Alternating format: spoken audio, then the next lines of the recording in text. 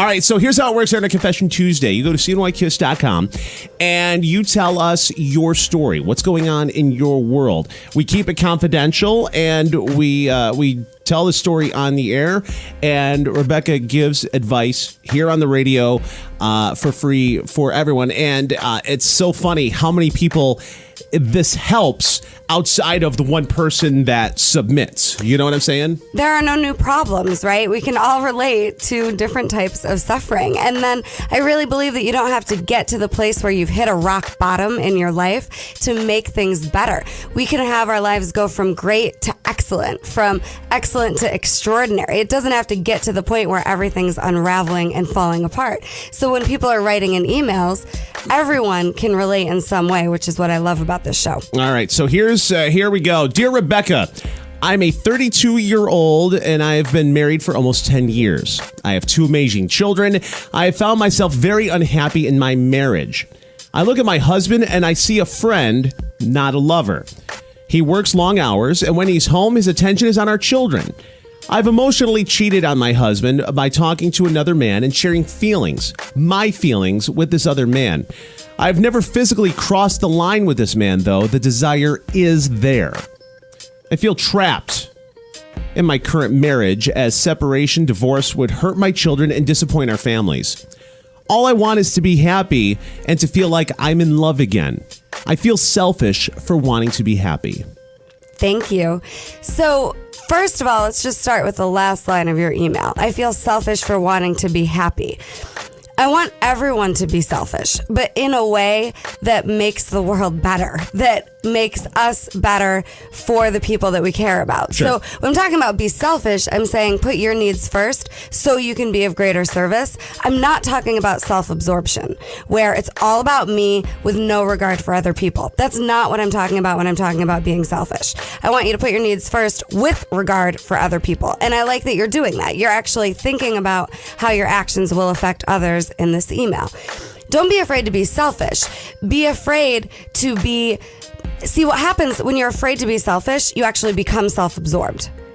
You actually start... Explain that. So you actually start becoming all about yourself, feeling in that victim place, like, I can't have what I want, I can't have what I want. Anytime I'm in drama. So if I'm in victim thinking, like, I'm stuck in this marriage, I can't be happy, I'm self-absorbed in that moment where I'm in that drama, where I'm feeling stuck, right? So when you're stuck, you're actually self-absorbed. It's not good or bad or right or wrong. It's just important to know. So when you're out there communicating what you want, going after what you want, then you're not self-absorbed anymore. But anytime people are in drama, they're self-absorbed while they're in the drama. Okay. It doesn't mean you're a self-absorbed person.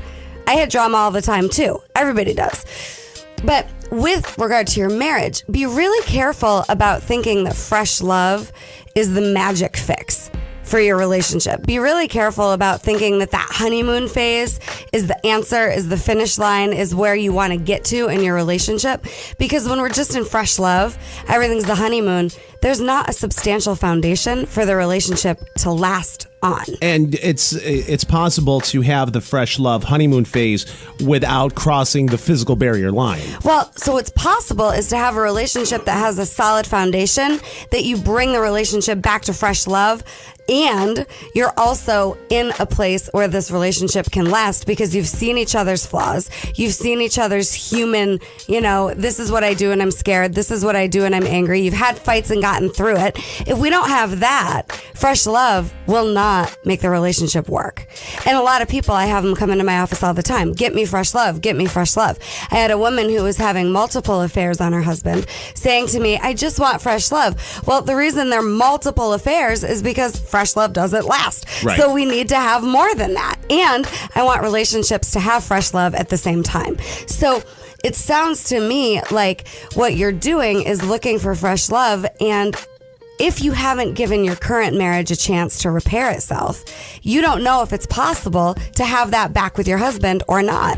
And if you've got your energy in some other relationship with some other person, you haven't given your husband a chance to come and step up to the plate and work this out with you. So if he doesn't know what's going on with you, he doesn't have a chance at being able to help come up with a solution. Yeah, because in the email, it doesn't sound like things are awful between the two of them. It seems, and maybe I'm wrong. I'm just going by what's on the email. But it seems like the spark isn't there. Right. And if you're not happy, this is serious and it's something to address. But let's not fool ourselves that your husband being a certain way would make you happy, because your happiness is your responsibility. Right. And then let's make sure that you've done everything in your power to make this work with your husband, that he's had a chance to hear the truth about where you're at and work with you before you make a rash decision. So the honesty about, yeah, I'm not happy, that's huge. And then how would you want to be treated in the same situation? I mean, that's what I want you to think about. If it was the shoe on the other foot and your husband was having the emotional affair, not happy, would you want to know the truth about where he was at so you could have a chance at repairing the relationship, right? So think about that. How would you want to be treated? What if you could give your husband a chance to get back to fresh love with you and then build that foundation of the relationship that already exists?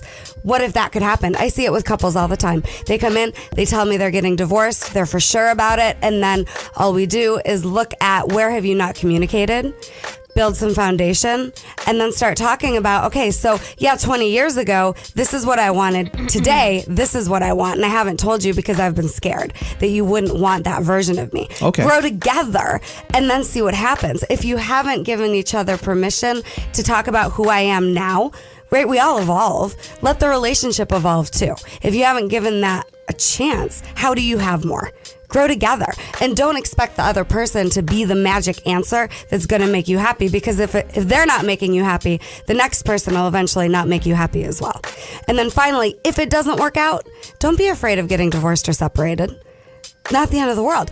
I want people to be afraid of not giving their relationship their best, not giving the relationship everything they have. Be afraid of that. Don't be afraid of the divorce, because if it doesn't actually work when you've tried everything, it's over. It wasn't supposed to. It's complete, and move on. That's okay. What's not going to serve you is playing small and then not making sure you did the best you could. Do the best you can in the relationship you have so that you know that you did, and see what happens from there. Local life coach Rebecca Silence, inspiredresultscoach.com. Confession Tuesday. Submit your story. You can do so confidentially online right now at cnykiss.com. More on Confession Tuesday coming up next on Kiss FM.